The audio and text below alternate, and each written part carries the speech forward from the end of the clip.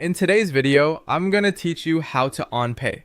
We'll walk through the basic process of setting up and using OnPay for payroll, from creating your account all the way to reviewing reports and managing employees over time. If you're new to payroll software, don't worry. I'll keep this simple, clear, and easy to follow. First, go to OnPay and create your account. Use your business information and your email address during sign up, then complete the email verification step to activate the account. This is what gives you access to the platform so you can begin setting everything up. Once your account is active, the next step is to complete your company setup. Enter your business details carefully, including your company name, tax ID, business address, payroll schedule, and bank account information.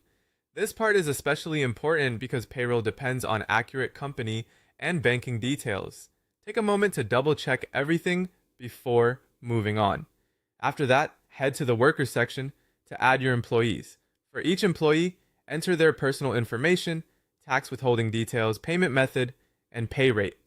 The more accurate this information is at the beginning, the smoother your payroll process will be later. Next, set up direct deposit by connecting your business bank account and completing the verification process. Once direct deposit is enabled, employees can be paid electronically, which is usually faster and more convenient than manual payment methods. Now configure your payroll settings. This includes your pay schedule, pay periods, overtime rules, deductions, and any employee benefits your business offers. These settings help OnPay calculate payroll correctly, so it's worth reviewing them carefully to make sure they match your policies. Before each payday, enter employee hours worked. If you use a time tracking integration, you can review the imported time data instead of entering it manually. Either way, make sure the hours are correct before continuing. Then review payroll. Check employee wages, deductions, taxes, and net pay to confirm that everything looks right.